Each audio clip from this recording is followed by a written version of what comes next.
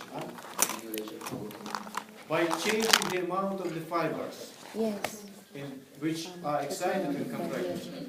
So you may remember that skeletal muscle consists of different fibers which exciting separately from each other. Do you remember? Yes. In skeletal muscle, different fibers may be excited separately, thus they contracting separately from each other. In heart, is it possible to regulate heart contraction by this type? No, because all fibers in the heart connected by which? By electrically permeable contacts. And if even one fiber being excited, all others would be excited. In ventricles, they have AV1 direction propagation, so if in ventricles only the ventricle fibers would be excited, if in arteries, all heart would be excited from even one fiber being excited. So, in heart, there should be some other kind of mechanism how heart may change its amplitude, its contractility. So, what's the mechanism of regulation of contractility in the heart? And that would be second reason for importance of plateau phase. So, how heart, which been excited by all its fibers each time and being contracted by all its fibers, may nevertheless regulate amplitude of contraction. How?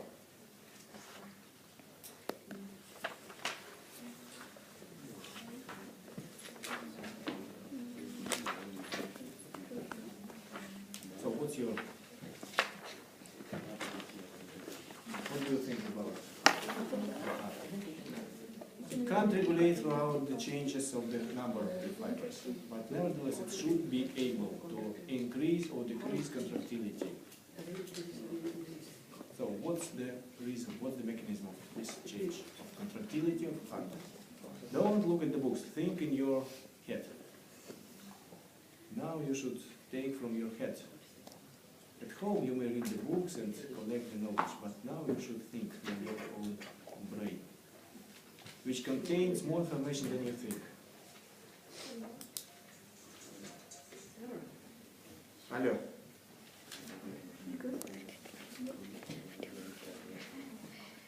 Я так и думал, да. Your friend, Maul. Что делает? Сейчас делаю, да?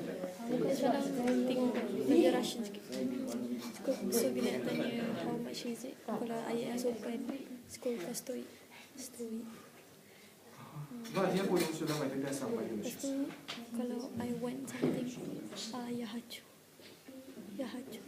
Kita dia, tapi itu sebuah sesuatu.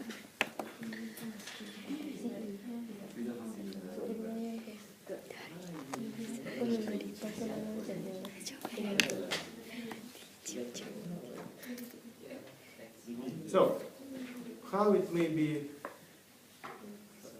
influencing, changing its efficacy of its contractility?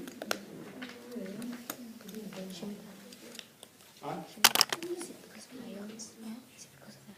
There's only one possibility to regulate, to change the amount of key ion which is necessary for electromechanical coupling. Which ion is necessary? Calcium. Regulation of the amount of calcium in storage, in deposits. Where in myofibril deposits of calcium? In sarcoplasmic reticulum. Changes of calcium amount. And this calcium amount in deposits in storage in reticulum being restored by each contraction, by each depolarization, during each depolarization, it being restored. The amount of calcium is depending on the duration of plateau phase, which caused this plateau phase, is caused by calcium entrance into the contractile myocardial cell. So this phase is induced by calcium influx into the cell.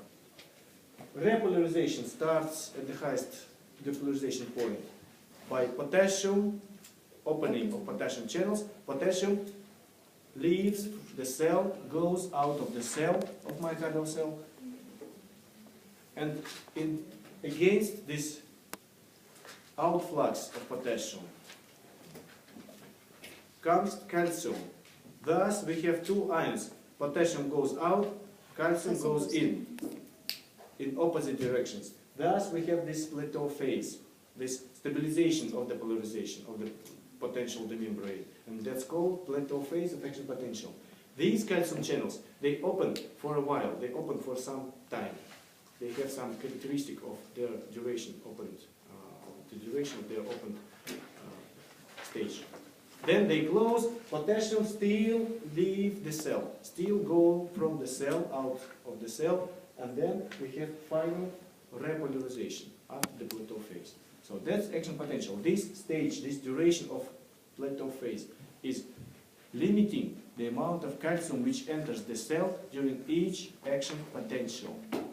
And this calcium is very important, is necessary for the resubstitution, for restoring in the cytoplasmic reticulum, and what's done by sympathetic system inside these contractile cells. Sympathetic system, it prolongs opened stage, it makes more longer time of opening stage of calcium channels of plateau phase. So this prolongation of plateau phase gives us longer action potential. It may rise up to 300 milliseconds. Thus, very important function of this plateau phase is that under sympathetic influence, more calcium enters the cell, contractile cell, thus more calcium being stored, thus more calcium being released up from the next depolarization. Thus, more intensive contraction of heart we will find under sympathetic influence. So that's the mechanism of increase of intensity of contraction under sympathetic influence. Then, second, this type of depolarization of action potential, here, what's done by sympathetic system? Also, increase permeability for calcium. In slow diastolic depolarization, increase permeability for calcium, giving us faster depolarization. Here we find under sympathetic, faster depolarization. It's being more fast. The amplitude without any changes, again return, and again fast depolarization. You see more frequent depolarizations than here. So that's increase in frequency mechanism. Fastening of slow diastolic depolarization under sympathetic influence. Increase permeability for calcium in non-typical cells, and increase of permeability to calcium in typical cells. You see prolongation of plateau phase. That means more calcium enters the cell. So that's the mechanism of effects of sympathetic system. Positive chronotropic, positive inotropic effect, as well as positive dromotropic here in propagation system. Fastening, making it more easy, the propagation of the excitation throughout the non-typical myocardial cells. So in such kinds, in such terms, in such way, you should analyze effects of parasympathetic system on the heart. It's written in the book, it's shown here on this scheme, but better in the book. Read the book. There are direct influence of parasympathetic system. Negative chronotropic, and because heart is innervated by vagus, by right truncus of vagus, it's been innervated in the area of sinoatrial node, locally. And left truncus of vagus innervating atriovestibular node. And nothing more innervated in the heart by parasympathetic system.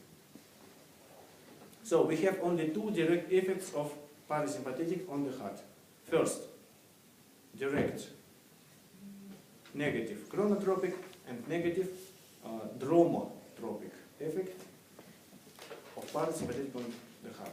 But it may be observed secondary, non-direct, negative inotropic effect of the parasympathetic system. And here you should find the solution, you should find the mechanism how parasympathetic system will lead to non-direct negative inotropic effect, negative decrease, that means the decrease of the contractility of the heart.